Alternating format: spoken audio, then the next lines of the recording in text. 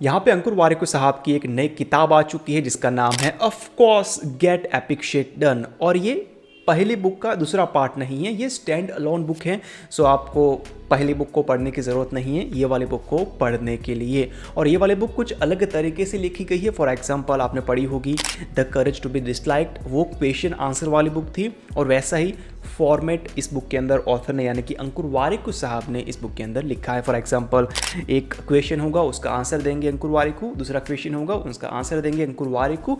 वैसे ही ये बुक चलती जाएगी। मैं यहाँ पे कुछ स्क्रीनशॉट यहाँ पे दे दूंगा सो कुछ आइडिया हो जाए कि यार बुक का फॉर्मेट किस तरह का है। और ये वाली बुक के अंदर आपको 4 पार्ट्स देखने को मिल जाते हैं और सारे के सारे पार्ट को कंबाइंड करने के बाद ये वाले बुक के अंदर आपको देखने को मिल जाते हैं 36 चैप्टर्स। और वो सारे के सारे चैप्टर्स के अंदर से मैंने आपके लिए 13 चैप्टर्स निकाले हैं जो मेरे हिसाब से मुझे लगता है कि यार आपके लाइफ के अंदर कुछ वैल्यू ऐड करेंगे। सो बात कर लेते हैं वो 13 चैप्टर्स के बारे में। एंड ऑफ कोर्स वीडियो काफ़ी लंबा होने वाला है बिकॉज ये बुक समरी है, रिव्यू नहीं है। सो अगर आपको कोई भी चैप्टर को स्किप करना है तो मैं यहाँ पर कोई भी टाइम लैप्स दे दूंगा।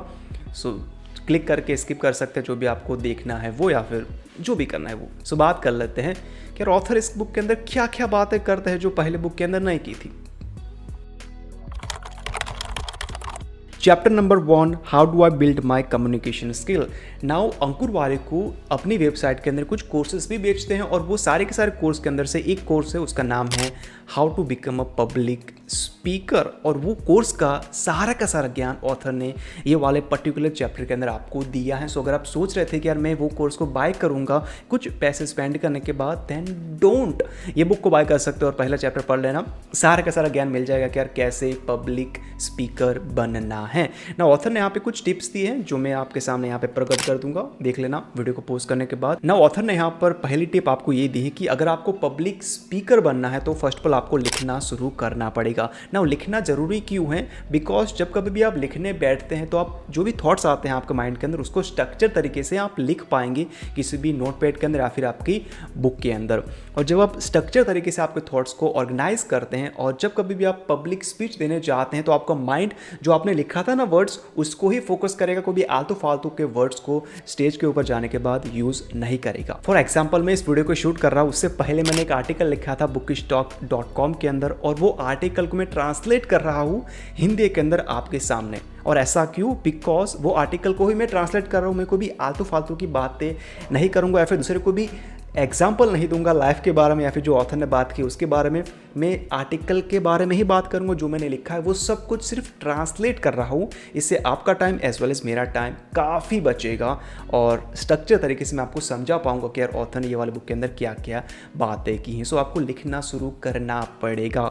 और दूसरी टिप ऑथर ने आपको ये दी है कि वीडियो शूट करना शुरू कर दो डेली 1 साल तक। बिकॉज पब्लिक स्पीकर अच्छा वाला बनने के लिए आपको अच्छी तरीके से कम्युनिकेट करना आना चाहिए। जो आपके हाथ के जेस्चर हैं या फिर जो आप स्टेज के अंदर जाएंगे तो आप जब वॉक करेंगे वो सारा का सारा आपको सीखना पड़ेगा। जेस्चर्स कैसे लोगों से कम्युनिकेट करना है, फिर लोगों से कैसे आई कांटेक्ट बनाना है, उसके लिए आपको अपनी स्पीच को बेहतर बनानी पड़ेगी। और उसके लिए आपको पहले दिन से ही स्टेज के ऊपर जाने की ज़रूरत नहीं है। कैमरा नहीं है, डोंट वरी, आप अपने स्मार्टफोन के थ्रू भी वीडियो शूट करना शुरू कर सकते हैं। और देखना क्या रिजल्ट कैसा आता है जब आप पहले दिन वीडियो शूट करने बैठते हैं और आपका जो बोलने का तरीका होता है, आपके जो हाथ हिलते हैं, आपका जैसा भी बॉडी पोस्चर रहता है या फिर किस तरह से देखते हैं कैमरा के लेंस के अंदर या फिर कैसे बातचीत करते हैं, आपकी आंखें कहाँ पर जाती है, उसको देखना, ऑब्जर्व करना। पहले दिन के वीडियो को और 1 साल के बाद के वीडियो को काफ़ी बड़ा डिफरेंस होगा। आप मेरा एग्जांपल ले लो यार, मेरा पुराना वाला वीडियोस देखना, मैं किस तरह से बातचीत करता हूँ, मैं कैसे हाथ ऐसे हिलाता हूँ, कैसे बातचीत करता हूँ, मैं कई बार ऐसा देखता हूँ मेरे लेंस के अंदर आंखें भी नहीं जाती थी।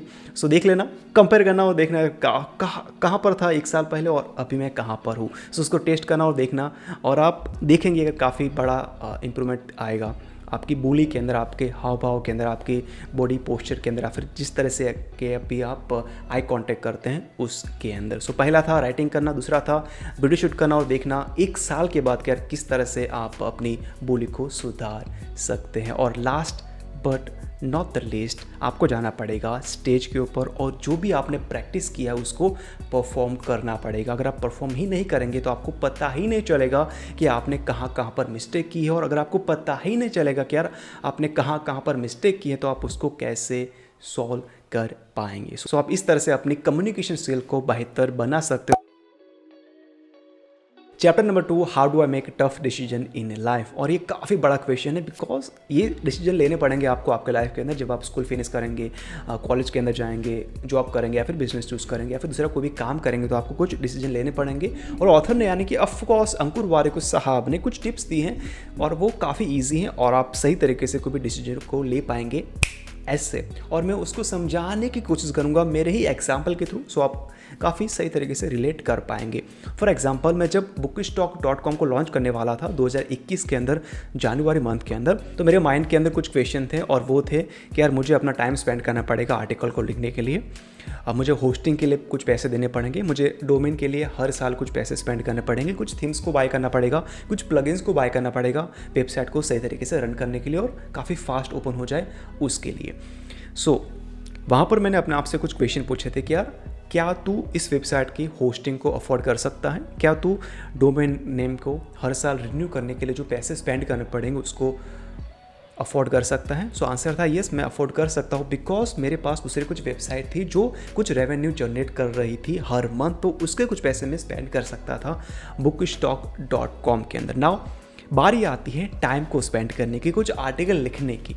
सो वहाँ पर क्वेश्चन था क्या मैं आर्टिकल को लिखने के लिए कुछ टाइम को निकाल सकता हूँ, डेली या फिर वीकली या फिर 2 दिन के बाद, 3 दिन के बाद, या फिर नहीं। सो आंसर था यस, मैं निकाल सकता हूँ, बिकॉज जब कभी भी मेरे पास फ्री टाइम रहता था तो मैं कुछ स्मार्टफोन के अंदर कुछ यूट्यूब देख लिया या फिर मूवीज़ देख ली या फिर बाहर घूमने चला गया या फिर म्यूज़िक सुन लिया या फिर कुछ प्ले स्टेशन के अंदर गेम प्ले कर ली। सो वहाँ पर मैं अपना टाइम को वेस्ट कर रहा था। सो जब मैंने वेबसाइट को लॉन्च किया तब मैंने अपने आप से प्रोमिस किया था कि यार जो मैं टाइम को वेस्ट कर रहा हूँ ना, मूवीज़ देखने के लिए, गेम को प्ले करने के लिए या फिर बाहर घूमने के लिए, म्यूज़िक को सुनने के लिए या फिर दूसरे को भी टास्क के अंदर टाइम वेस्ट कर रहा हूँ, उसको मैं डायलूट करूँगा इस वेबसाइट के अंदर। सो आर्टिकल को लिखने के लिए 2 घंटे जाते हैं मैक्सिमम, बिकॉज मैंने बुक को पढ़ के रखा ही था। सो मुझे पता था कि यार बुक के अंदर क्या क्या है, क्या क्या नहीं। सो मैं उस तरीके से बुक के बारे में आर्टिकल लिख सकता हूँ, तो रिसर्च का कोई सवाल ही नहीं बनता है, बिकॉज मुझे पता है बुक के बारे में A to Z। So article को लिखने के लिए जाता है अराउंड 1-2 घंटा। तो आर्टिकल को लिख दिया और उसके बाद पब्लिश कर दिया एंड मैं फ्री हो गया। सो वीक के अंदर 3 आर्टिकल लिखने थे। सो उसके लिए भी मेरे पास आंसर था कि यार मैं टाइम को निकाल सकता हूँ। सो मैंने नेटफ्लिक्स को बंद किया, टीवी शो को देखना बंद किया, मूवीज़ को देखना बंद किया और उसके लिए मैंने टाइम को निकाला संडे, कि संडे को अगर कुछ अच्छी मूवीज़ आती हैं, अच्छे टीवी शो आते हैं जो मुझे लगता है कि मुझे देखने चाहिए, सो संडे को देख लेता हूँ, वरना मैं नहीं देखता हूँ। सो ये मैंने डिसाइड कर लेकर मंडे से सैटरडे तक मूवीज़ या फिर टीवी शो नहीं देखने हैं, मतलब नहीं ही देखने हैं। संडे आएगा, अगर मन हुआ, अगर अच्छे टीवी शो आएंगे तो मैं देख लूँगा, वरना संडे टू सैटरडे में कुछ, मंडे टू सैटरडे में कुछ भी नहीं देखूंगा या फिर कंज्यूम नहीं करूंगा मूवीज़ या फिर ऑफकोर्स टीवी शो। सो वो हो गया मेरा टाइम वेबसाइट के अंदर कि कुछ आर्टिकल लिखूंगा 2 घंटे, वीक के 3 आर्टिकल। सो वो मेरा सेट हो गया था। तो मेरे पास सारे के सारे आंसर थे यस के अंदर। सो उसी के बाद मैंने अपनी वेबसाइट को लॉन्च किया और वो थी ऑफकोर्स 5वीं थी। दैट्स वाई मुझे कुछ क्वेश्चन के आंसर देने ही पड़े थे। अगर नहीं देता, कुछ नो आ जाता तो मैं वेबसाइट को लॉन्च नहीं करता, बिकॉज होस्टिंग के पैसे बर्बाद होते, डोमेन नेम के पैसे बर्बाद होते, थीम के होते, प्लगइन के होते, मेरा टाइम वेस्ट होता, काफ़ी कुछ हो सकता था। दैट्स वाई आंसर यस आया। दैट्स वाई मैंने वेबसाइट को लॉन्च किया और मैं काफ़ी कंसिस्टेंट रहा हूँ। मैंने काफ़ी सारे आर्टिकल लिखे हैं जो मुझे लगता था कि यार लिखने चाहिए बुक के बारे में, वो सारे के सारे लिखे हैं जो विजिट कर सकते हैं वेबसाइट को, देख लेना मैंने कैसा परफॉर्म किया। सो ये था मेरा वेबसाइट को लॉन्च करने को लेकर। नाउ आपका क्या हो सकता है कि अगर आपको कोई भी एग्जाम के लिए प्रिपरेशन करना है, बिजनेस स्टार्ट करना है, कोई भी दूसरा काम करना है, यूट्यूब चैनल लॉन्च करना है, वेबसाइट ही लॉन्च करनी है आपकी खुद की, तो आप अपने आप से क्वेश्चन पूछो कि यार क्या मैं इस चीज़ को अफोर्ड कर सकता हूँ। फॉर एग्जांपल अगर आपको कोई भी एग्जाम के लिए प्रिपरेशन करना है तो आप सोचो कि यार मुझे इस एग्ज़ाम के लिए 5 साल देने पड़ेंगे ऑफ कोर्स, और उसके लिए मुझे क्या क्या प्रिपरेशन करना पड़ेगा, मुझे क्या क्या पढ़ाई करनी पड़ेगी, मुझे कौन से ट्यूशन क्लासेस लेने पड़ेंगे, और देखो कि यार क्या मैं इस एग्ज़ाम को क्रैक कर सकता हूँ। अगर आंसर है यस, अगर आपको अपने आप पर भरोसा है, देन गो फॉर इट। अगर आपको लगता है कि नहीं यार मेरे से नहीं होगी, मैंने ट्यूशन क्लासेस भी कर लिए या फिर मैंने पढ़ाई भी कर ली 7-8 घंटा, बट फिर भी मेरे से एग्ज़ाम क्रैक होने वाली नहीं है, देन स्किप इट। वो 5 साल दूसरी कुछ चीज़ के अंदर आप इन्वेस्ट कर सकते हो और वहाँ पर आप काफ़ी सारी चीज़ें नहीं कर सकते हैं। सो अपने आप से क्वेश्चन पूछो कि यार क्या मैं अफोर्ड कर सकता हूँ ये लूज़ करना, या फिर मैं इस चीज़ को लूज़ करना अफोर्ड नहीं कर सकता हूँ। अगर आंसर है yes then go for it, अगर आंसर है नो देन आप स्किप कर सकते हैं। Chapter number 3, how do I manage my time. Now of course मैं दोबारा रिपीट नहीं करूंगा, ऑथर के कोर्सेस हैं काफ़ी सारे। उन कोर्सेस के अंदर से एक कोर्स है, उसका नाम था take charge of your time, और वो कोर्स को रिपीट किया ऑथर ने ये वाला चैप्टर के अंदर। सो कोर्स को लिया है तो इस चैप्टर को स्किप कर सकते हैं, या फिर इस पोर्शन को स्किप कर सकते हैं वीडियो के अंदर और आगे जा सकते हैं देखने के लिए। सो सिंपली जिन लोगों ने कोर्स को नहीं लिया है, या फिर मेरे कुछ वीडियोस नहीं देखे हैं इस कोर्स के बारे में, या फिर कुछ पता ही नहीं है टाइम को कैसे मैनेज करना है तो उसके बारे में, तो मैं उन लोगों के लिए यहाँ पर एक इमेज फ्लैश कर रहा हूँ, और वो देख लेना और उसके बाद डिसाइड करना कि यार या फिर देखना कि यार मैं कहाँ पर अपना टाइम को वेस्ट कर रहा हूँ, या फिर इन्वेस्ट कर रहा हूँ, या फिर स्पेंड कर रहा हूँ। फॉर एग्जांपल जब मैंने बुक स्टॉक को लॉन्च किया तो उसके बाद मैंने क्या छोड़ा, मूवीज़ एंड टीवी शो। तो मंडे टू सैटरडे में वो नहीं देखता हूँ, यानी कि मेरा टाइम वहाँ पर वेस्ट हो रहा था दिन का 1 या फिर 2 घंटा यूट्यूब के अंदर, नेटफ्लिक्स के अंदर, या फिर दूसरे कुछ OTT प्लेटफॉर्म्स के अंदर मंडे टू सैटरडे। तो वो मेरा टाइम वेस्ट हो रहा था, उसको मैंने कहा नो, मैं यहाँ पर टाइम को वेस्ट नहीं करूँगा, और जो टाइम वेस्ट कर रहा हूँ मैं उसको मैं इन्वेस्ट करूँगा bookstock.com के अंदर आर्टिकल को लिखने के बाद। यानी कि टाइम को वेस्ट कर रहा था उसको मैंने स्टॉप कर दिया, और कहाँ पर इन्वेस्ट किया, जो काम मेरे लिए इम्पॉर्टेंट था और अर्जेंट था, और जो मेरे लाइफ के अंदर कुछ वैल्यू ऐड कर सकता था, अभी नहीं तो कल भी करेगा। सो अर्जेंट था और इम्पोर्टेंट था मेरे लिए, तो वहाँ पर मैंने अपना टाइम को इन्वेस्ट किया। वैसे ही आप अपने आप से क्वेश्चन पूछो कि यार आप कहाँ पर अपना टाइम को वेस्ट कर रहे हो और इन्वेस्ट कर रहे हो। अगर वेस्ट कर रहे हो उसको कम करो, और जहाँ पर इन्वेस्ट कर रहे हो उसको आप बढ़ाओ। और सिंपली ऑथर का कहने का मतलब यही है। और यहाँ पर ये बॉक्स को भी देख लेना, कुछ आइडिया हो जाएगा कि ऑथर आपको क्या क्या बोलना चाहते हैं वो। ना यहाँ पे चौथे चैप्टर के अंदर स्टूडेंट ने एक क्वेश्चन पूछा था टीचर को, और वो था कि यार मैं अपने इमोशन को कैसे कंट्रोल कर सकता हूँ with the help of meditation. तो वहाँ पर टीचर उसको आंसर देते हैं कि यार तू यहाँ पर मेडिटेशन को यूज़ करने के बाद अपने इमोशन को कंट्रोल नहीं कर सकता, बट अपने आप को अवेयर कर सकता है अपने इमोशन के बारे में। फॉर एग्जांपल जब आप गुस्सा करते हैं तो आप अपने आप से क्वेश्चन पूछो कि यार मैं गुस्सा क्यों कर रहा हूँ, उसके पीछे का रीज़न क्या है। तो आपने यहाँ पर क्या किया, आपने आप को अवेयर किया कि मैं अभी गुस्सा कर रहा हूँ, मैं अभी ऊंचे आवाज़ के अंदर बातचीत कर रहा हूँ। यानी कि मेडिटेशन जब आप करेंगे तो आपको पता चलेगा कि यार आप करंट टाइम के अंदर या फिर प्रेजेंट मोमेंट के अंदर क्या क्या कर रहे हो। अगर आप बहुत ही ज़्यादा गुस्सा कर लेते हैं तो आपको ऑटोमेटिकली पता चल ही जाएगा उस मोमेंट के अंदर, और आप ज़्यादा गुस्सा नहीं करेंगे या फिर किसी और के ऊपर ज़्यादा चिल्लाएंगे नहीं। आपको इमीडिएटली पता चल जाएगा कि यार मैं गुस्सा कर रहा हूँ अभी, और अभी के अभी तुझे शांत होना पड़ेगा।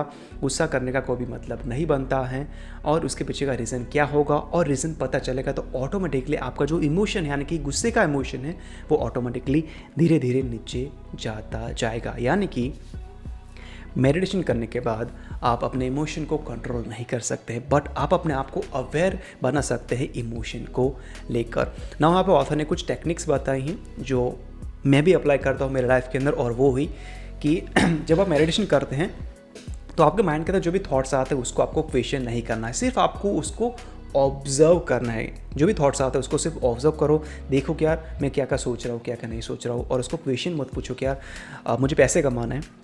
थॉट आया आपके माइंड के अंदर कि यार मुझे पैसे कमाना है, मुझे लखपति बनना है, मुझे करोड़पति बनना है, तो उसके काउंटर के अंदर आर्गूमेंट मत डालो अपने माइंड के अंदर कि यार अमीर बनने के लिए तुझे ये करना पड़ेगा, बिजनेस स्टार्ट करना पड़ेगा, ये करना पड़ेगा, वो करना पड़ेगा। आंसर मत दो, ऑब्जर्व करो।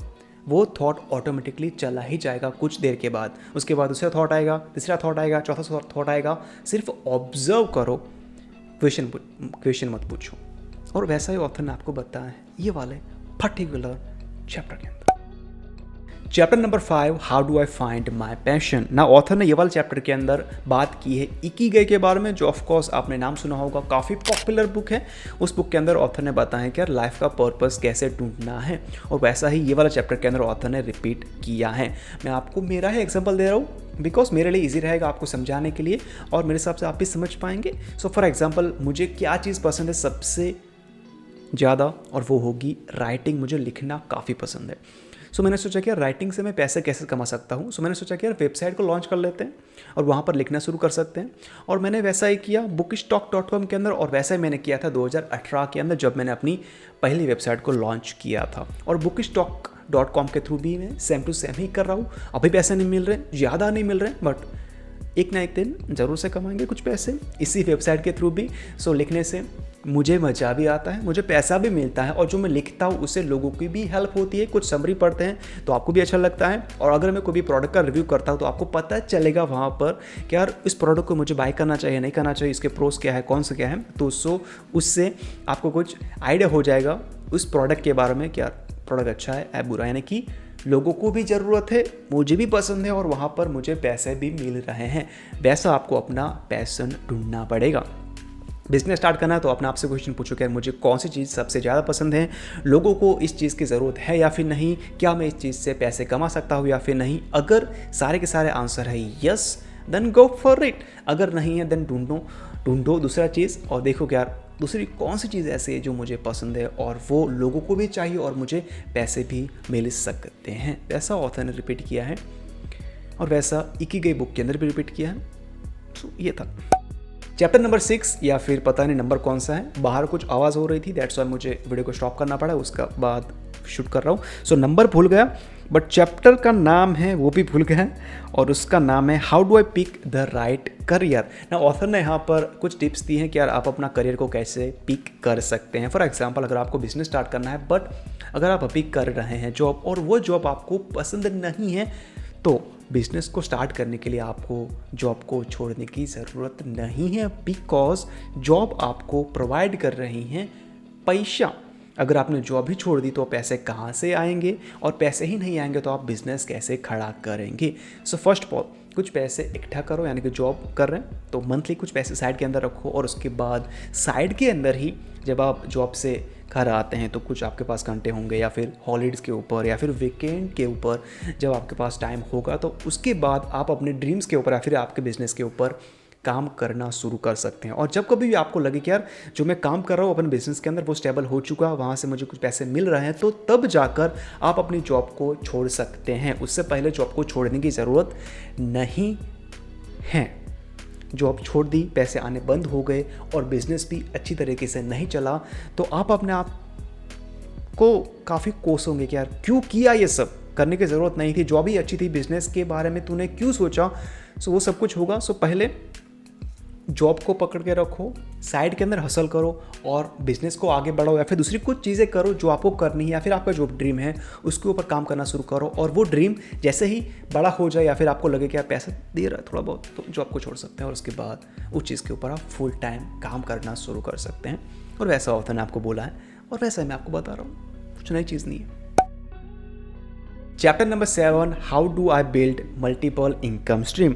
और इसके बारे में मुझे जानना था कि ऑथर का बोलना क्या है या फिर बोलना क्या चाहते हैं। और ऑथर का सिंपली कहना ये है कि जब कभी भी आपको मल्टीपल इनकम स्ट्रीम बनानी है उससे पहले आपको एक स्टेबल इनकम स्ट्रीम बनानी ही पड़ेगी। उसका मतलब क्या होता है, पहली इनकम स्ट्रीम ऐसी बनाओ जहाँ से आपको मंथली पैसे मिल ही जाए, कुछ भी हो जाए उस इनकम स्ट्रीम से आपको पैसे आने बंद होने नहीं चाहिए।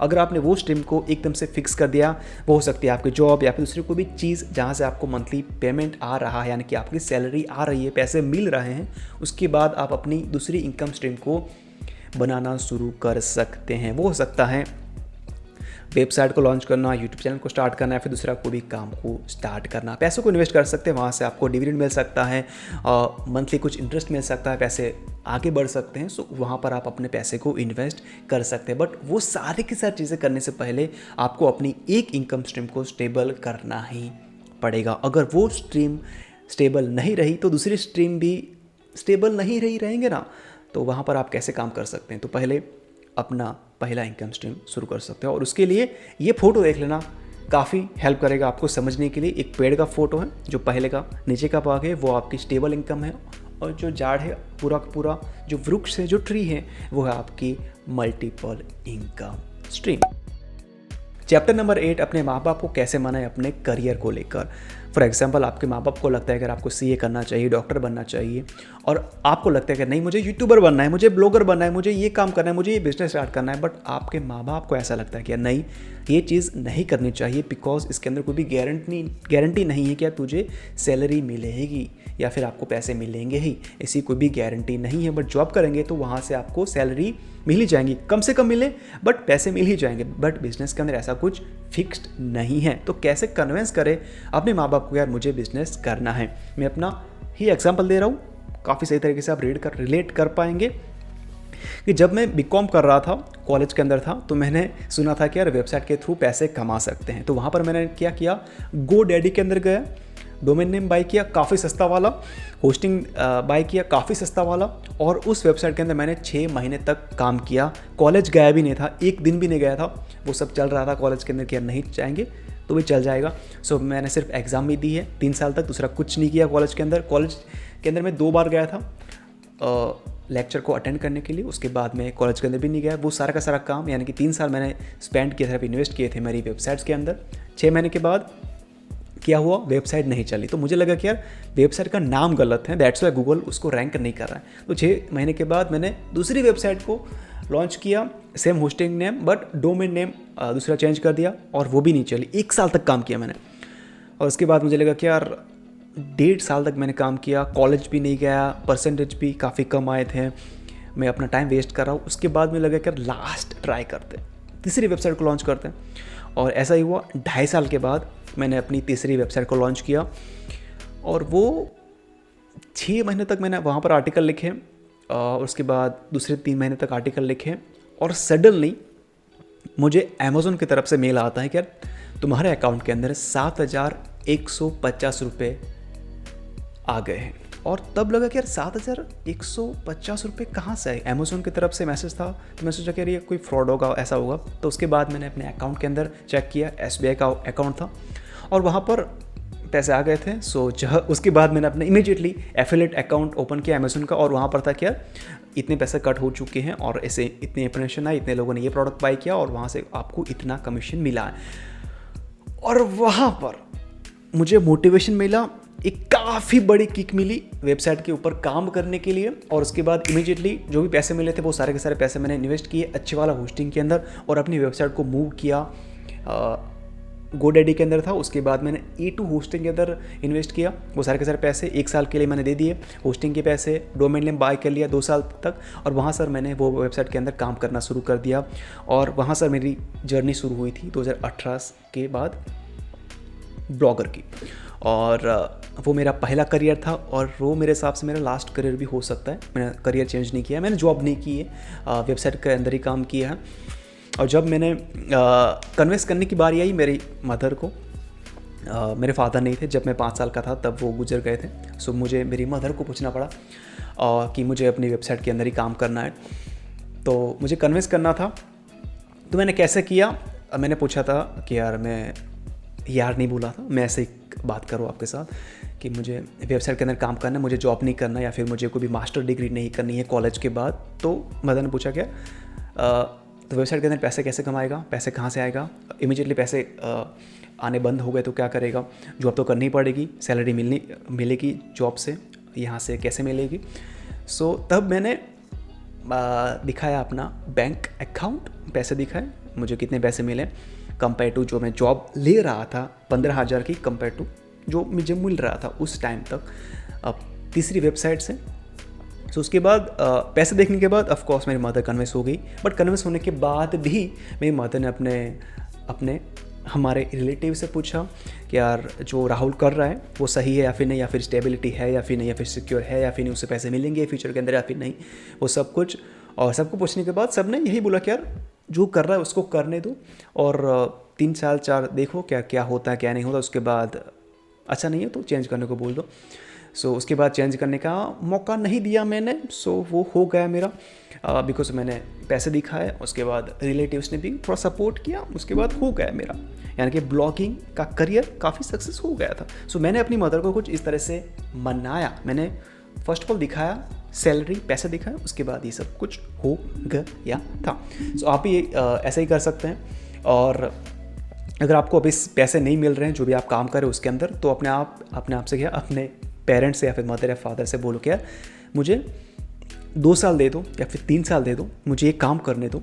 अगर ये काम मेरा सही तरीके से नहीं चलता है देन उसके बाद में जो भी आप बोलते हैं उसको मैं कर लूँगा। कॉलेज करने के लिए बोलते हैं, मास्टर डिग्री लेने के लिए बोलते हैं, डॉक्टरी, इंजीनियरिंग, CA या फिर दूसरा कोई भी काम मैं कर लूँगा, बट 3 साल मुझे दे दो, उसके बाद देखेंगे यार क्या होता है, फिर क्या नहीं होता है। बट फर्स्ट ऑफ ऑल आपको अपने माँ बाप को बोलना पड़ेगा अर्ली एज के अंदर, जब आपकी उम्र 20 साल या फिर 21 साल होती है तब।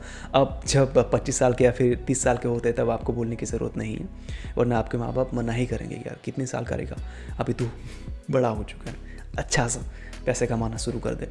सो अर्ली एज के अंदर आप अपने माँ बाप से बोलो कि यार कुछ टाइम दे दो, और उसके बाद हो जाएगा।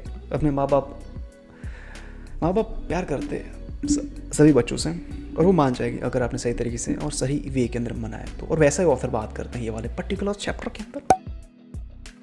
Chapter number 9, how can I forgive my parents. और अभी आप पूछेंगे कि यार मैं अपने माँ बाप को कैसे माफ़ कर सकता हूँ, उन्होंने क्या किया। सो अपने आप से क्वेश्चन पूछेंगे तो काफ़ी सारी नाराज़गी होगी आपको अपने माँ बाप से। फॉर एग्जांपल आपके फादर होंगे, वो आपसे सही तरीके से बातचीत नहीं कर रहे होंगे जब आप छोटे बच्चे थे तब, क्योंकि वो अपने करियर पे ध्यान दे रहे थे। उनको लगता था कि यार मुझे पहले पैसे कमाने पड़ेंगे और उसके बाद देखेंगे रिलेशनशिप के बारे में, बिकॉज पैसे आएंगे तो स्टेबिलिटी रहेंगी फैमिली के अंदर, और मैं अपनी वाइफ को, बच्चों को जो भी चाहिए वो दिला पाऊंगा। दैट्स वाई वो अपना सारे का सारा टाइम स्पेंड कर रहे थे अपने करियर को बिल्ड करने के लिए, पैसे कमाने के लिए। और जब उनका करियर बिल्ड हो गया, पैसे सही तरीके से आने लग गए, उसके बाद वो आपके साथ टाइम स्पेंड करने लग गए होंगे। बट उसके बाद आपको लग सकता है कि यार काफ़ी ऑकवर्ड फील होता होगा कि यार काफ़ी सालों तक बातचीत नहीं की और सडनली कैसे बातचीत कर रहे हैं, मैं कैसे उसको फील करूँ। सो फर्स्ट ऑफ ऑल आपको ही आगे एक स्टेप बढ़ाना पड़ेगा, और आपको ही आपके माँ बाप को माफ़ करना पड़ेगा, और अपने आप को ही बोलना पड़ेगा यार कोई बात नहीं, मैं समझता हूँ उन्होंने काफ़ी टाइम तक घर पर नहीं रहे हैं, रातों तक काम किया है ऑफिस के अंदर, 24/7 काम किया है, संडेज को भी काम किया, वीकेंड्स के अंदर भी काम किया है, पैसे कमाने के लिए, अपनी फैमिली को खुश रखने के लिए। और वहाँ पर आपको अपने माँ बाप को माफ़ करना ही पड़ेगा, दूसरा कोई आने वाला नहीं है माफ़ करने के लिए। आपको ही करना पड़ेगा, आपको ही समझना पड़ेगा कि यार अर्ली डेज़ के अंदर, अर्ली एजेस के अंदर उनके माइंड के अंदर ये चल रहा था कि यार मैं अपनी फैमिली को खुश रखूँ, अपनी फैमिली को स्टेबल रखूँ, और उसके लिए जो भी उनको सही लगा वो किया उन्होंने। और अभी उनको लगता है कि लाइफ स्टेबल हो चुकी है तो अभी आपके साथ टाइम स्पेंड करेंगे। और उसके बाद अगर आपको ऑकवर्ड लगता है तो माफ़ कर दो, and spend time with your family, mother father, because पता नहीं कल क्या होगा। Spend time with your family, वैसा ऑथर ने ये वाले चैप्टर के अंदर बोला है। मैं नहीं बोल रहा हूँ, सब कुछ रिपीट कर रहा हूँ मैं, सब रिपीट, मैं अपना कोई भी ज्ञान नहीं दे रहा हूँ, कुछ लोगों को लगे तो। ना ऑफिशियली मैं चैप्टर्स के नंबर बोल चुका हूँ, सो रैंडम होगा, पता नहीं कौन सा था लास्ट वाला, सो अभी नहीं बोलने वाला। सो इस चैप्टर के अंदर ऑथर बात करते हैं डेली रूटीन के बारे में कि यार अगर आपको सुबह उठना है 5 बजे तो वो कैसे कर सकते हैं। सो ऑथर ने काफ़ी सिंपल टेक्निक्स बताई है कि अगर आप डेली काफ़ी सालों से सुबह 8 बजे उठते हैं तो आप सडनली सुबह 5 बजे उठने का अलार्म नहीं रख सकते हैं। अगर आपने रखा भी होगा तो कुछ दिनों तक आप उठे होंगे सुबह 5 बजे, उसके बाद बैक टू नॉर्मल 8 बजे सुबह उठना शुरू कर दिया होगा आपने। तो उसके लिए आपको क्या करना पड़ेगा, आपको स्लोली चेंज को ऐड करना पड़ेगा आपके लाइफ के अंदर। तो फॉर एग्जांपल 8 बजे उठते थे तो सुबह की अलार्म रखो 7:45 AM की, और उसके बाद 7:30 बजे, उसके बाद 7 बजे, उसके बाद 6:30 बजे, उसके बाद 6 बजे, उसके बाद 5:30 बजे, एंड इवेंचुअली आप जा सकते हैं 5 बजे, यानी कि धीरे जाओ। जैसे कि ऑटोमिक हैबिट के अंदर था 1 स्टेप एट अ 1 टाइम, वैसे ही आप 10-15 मिनट सुबह उठना शुरू कर सकते हैं पहले, और उसके बाद धीरे ग्रेजुअली आप नीचे जा सकते हैं, एंड इवेंचुअली आप वहाँ पर पहुँच ही जाएंगे। नाउ ऐसा आपको क्यों करना है, बिकॉज आपका माइंड सडन बहुत ही बड़ा चेंज एक्सेप्ट नहीं करेगा। आपको अपने माइंड को मनाना पड़ेगा, और मनाने के लिए आपको ऐड करने पड़ेंगे टाइनी से चेंजेस। 10 मिनट सुबह उठाओ पहले, उसके बाद 15 मिनट, उसके बाद आधा घंटा, उसके बाद 1 घंटा, यानी कि महीने तक सुबह 10 मिनट करते जाओ, और इवेंचुअली आप 1 घंटा पार कर ही देंगे, और आपका माइंड उसको अडॉप्ट कर लेगा इमीडिएटली, बिकॉज आपने महीना लगाया सुबह 1 घंटा पहला उठने के लिए। आपने इमीडिएटली 5 बजे जंप किया ना सुबह उठने के लिए, तो वो बहुत ही लंबे टाइम तक नहीं चलेगा। अगर आपने धीरे उठे ना, धीरे तो आपका माइंड उसको अडॉप्ट कर ही लेगा, यानी कि टाइनी चेंजेस अगर आप करेंगे तो वो काफ़ी सही तरीके से अडॉप्ट कर लेगा आपका माइंड, कंपेयर टू काफ़ी लॉन्ग वाले चेंज को जो ऑथर ने बताया। Now last but not the list बात कर लेते हैं हैबिट्स के बारे में, जो ऑफ कोर्स एक बुक थी जिसका नाम था ऑटोमिक हैबिट्स, और वो सारी की सारी चीज़ों को ऑथर ने ये वाले बुक के अंदर, यानी बुक के अंदर क्या चैप्टर के अंदर रिपीट किया है। नाउ अगर आपको एक नई हैबिट को आपके लाइफ के अंदर ऐड करना है तो फर्स्ट पर आपको क्या करना पड़ेगा, आपको धीरे धीरे स्टार्ट करना पड़ेगा, यानी कि बेबी स्टेप लेना पड़ेगा। फॉर एग्जांपल अगर आपको कॉफ़ी को क्विट करना है तो आप सडनली कॉफ़ी को क्विट नहीं कर पाएंगे कभी भी। 2 दिन क्विट किया, तीसरे दिन आप कॉफ़ी पीने लग ही जाएंगे। तो पहला स्टेप आपका क्या होना चाहिए, आपका कॉफ़ी का इंटेक कम करना पड़ेगा। अगर आप 2 चम्मच लेते हैं कॉफ़ी तो धीरे धीरे थोड़ी सी कम करो, थोड़ी कम करो, थोड़ी कम करो, थोड़ी कम करो। 1 चम्मच के ऊपर आओ, उसके बाद आधे चम्मच के ऊपर आओ, उसके बाद थोड़ी और चम्मच पे ऊपर आओ, और धीरे धीरे कॉफ़ी को कम करते जाओ। और वैसे वैसे आप अपनी हैबिट को निकाल सकते हैं आपकी लाइफ के अंदर। जैसे कि मैंने बताया था कैसे डेली रूटीन बनाना है, मैंने नहीं बताया था, ऑथर ने बताया था, मैंने रिपीट किया है। सेम टू सेम तरीके से आप अपनी लाइफ के अंदर हैबिट को निकाल सकते हैं, यानी कि बुरी हैबिट्स को निकाल सकते हैं। वैसे ही अगर आपको कोई भी बड़ी हैबिट को ऐड करना है आपको आपकी लाइफ के अंदर, फॉर एग्जांपल अगर आपको डेली कसरत करना शुरू करना है तो फर्स्ट ऑफ ऑल स्टार्ट करो छोटे टाइम से, यानी कि 10 मिनट कसरत करो डेली, और 10 मिनट करते जाओ 1 महीने तक। उसके बाद 15 मिनट करो, उसके बाद 20 मिनट करो, उसके बाद 30 मिनट करो, उसके बाद आधा घंटा, 30 मिनट आधा घंटा सेम होता है, उसके बाद 1 घंटा शुरू करो। यानी कि आप पहले मंथ स्टार्ट कर सकते हैं 10 मिनट, उसके बाद 15 मिनट, उसके बाद 20 मिनट, उसके बाद आधा घंटा, उसके बाद जैसा भी आपको लगता है उसको आप बढ़ा सकते हैं। ऐसा मत करो कि पहले दिन से मैं डेली 1 घंटा कसरत करूँगा, वैसा नहीं हो सकता है, ऐसा होता ही नहीं कभी। आपका माइंड उसको अडॉप्ट ही नहीं करेगा, आपकी बॉडी उसको अडॉप्ट ही नहीं करेगी। तो पहले 15 मिनट स्टार्ट करो, कंसिस्टेंट रहो, डेली करो 1 महीने तक, उसको स्किप मत करो। 10 मिनट है यार, चले जाते हैं। योगा कर लो, सूर्य नमस्कार कर लो, वॉकिंग के लिए जाओ, रनिंग के लिए जाओ, 10 मिनट डेली, उसको स्किप मत करो 1 मंथ तक। इवेंचुअली आपकी बॉडी उसको अडॉप्ट कर ही लेगी, और उसके बाद उसके अंदर आप ग्रेजुअली इंक्रीज कर सकते हैं टाइम एक्सरसाइज का, और वहाँ पे आप अपनी एक्सरसाइज की हैबिट को आपके लाइफ के अंदर ऐड कर सकते हैं।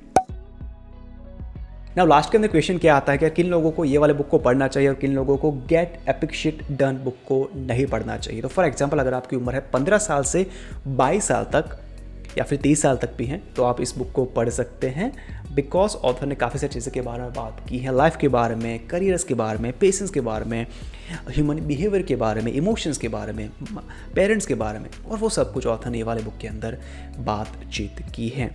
और वो काफ़ी बेसिक है, बट जो 15 साल का बच्चा है या फिर 20 साल का है, फिर कॉलेज कर रहा है, स्कूल के अंदर है, उन लोगों को कॉलेज के अंदर वो सारी चीज़ों के बारे में सिखाया नहीं जाता है। बट ये बुक आपको सिखाती हैं अलग तरीके से, और लिखने का तरीका अलग है। सो जो स्कूल के अंदर बच्चे हैं, हाई स्कूल के अंदर, कॉलेज के अंदर, वो सही तरीके से इस बुक को रिलेट कर पाएंगे, फिर समझ पाएंगे, या फिर पढ़ने का काफ़ी मज़ा आ सकता है। That's why. सो अगर आपकी उम्र है 15 से 22 साल तक या फिर 30 साल तक इस बुक को ट्राई कर सकते हैं। बट अगर आपकी उम्र है 23 साल से ऊपर या फिर 25 साल, फिर 30 साल, देन ऑफ कोर्स इस बुक को आप स्किप कर सकते हैं, बिकॉज ये काफ़ी बेसिक बुक है, काफ़ी एडवांस नहीं है। और जब आप इस बुक को पढ़ना शुरू करेंगे तो आपको लगेगा कि यार मुझे ये सब कुछ पता ही था पहले से, मैं क्यों पढ़ रहा हूँ दोबारा, फिर मैं अपना टाइम को क्यों वेस्ट कर रहा हूँ, मैं अपने पैसे को क्यों बर्बाद कर रहा हूँ। दैट्स वाई पढ़ने की ज़रूरत नहीं है अगर आपकी उम्र 23 साल के ऊपर है तो, बिकॉज काफ़ी बेसिक बुक है, काफ़ी बेसिक या फिर सरफेस तरीके से ऑथर आपको समझाते हैं, जो मेरे हिसाब से अगर आपकी उम्र ज़्यादा है तो आपको पता है होगा, आपने लाइफ के अंदर देखा होगा वो सब कुछ। सो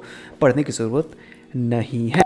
यहाँ पर हमारे सब्सक्राइबर ने एक चीज़ करने के लिए बोला था कि यार बीच बीच के अंदर बुक कैसे दिखती है, इसकी प्राइस क्या है, वो सब कुछ बता दिया कर। सो मैं सब कुछ यही करने वाला हूँ इस सेक्शन के अंदर। ना मैंने इस बुक को बाय किया है हार्ड कवर के अंदर, बिकॉज इसकी कोई भी दूसरी कॉपी अवेलेबल नहीं थी। ये सिर्फ फिजिकल कॉपी की बात करो तो हार्ड कवर के अंदर ही अवेलेबल है।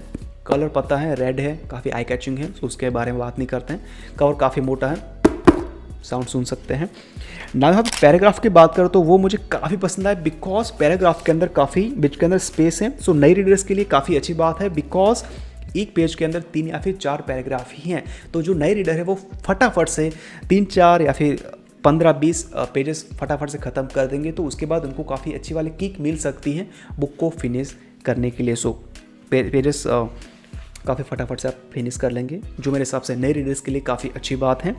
और यहाँ पे पैराग्राफ के अंदर वर्ड्स की बात करें तो उसके बीच के अंदर भी काफ़ी अच्छी वाले गैप मिल जाती हैं। सो पढ़ते समय अनऑर्गेनाइज बुक फील नहीं होती हैं, सो वो भी हैं। नाउ पेजेस की क्वालिटी की बात करें तो वो काफ़ी अच्छी नहीं है। अगर आप बुक मार्क करते हैं इसके अंदर कुछ पैराग्राफ हो तो पेजेस के पीछे की साइड जो कलर होते हैं बुक मार्क के वो पीछे दिख सकते हैं आपको। सो पेजेस की क्वालिटी काफ़ी अच्छी नहीं है अगर हम हार्ड कवर की बात करें तो। और इसकी बुक की प्राइस है 300 रुपये। सो क्या ही बोल सकता हूँ, कुछ इस तरह की बुक आपको देखने को मिल जाती हैं। मेरे हिसाब से आपने वीडियो देख लिया होगा, बीच के अंदर मैंने डाल दिया होगा, आई होप सो। ये था, पता नहीं मैंने पहली बार ये बात की है बुक कैसे दिखती है कैसे नहीं दिखती है। आई होप जो भी बात की है अच्छी की होगी, जो थी वही बात की है मैंने। सो यस, ये था इस बुक के बारे में। आई होप वीडियो पसंद आया होगा। अगर आता है तो वीडियो को लाइक करके जाना, नहीं आता है तो डिसलाइक कर सकते हैं, बट मुझे बताना कमेंट के अंदर, जैसे कि हमारे जो सब्सक्राइबर थे, हमारे जो भाई थे, उन्होंने बताया कि यार क्या करना चाहिए क्या करना चाहिए, तो मैंने ऐड किया एंड आई होप हेल्प किया होगा जो मैंने बताया वो सब कुछ। सो कमेंट कर लेना क्या इंप्रूव करना चाहिए वो सब कुछ। सो जरूर से इंप्रूव करेंगे आने वाले वीडियो के अंदर। तब तक के लिए bye bye, have a freaking great day.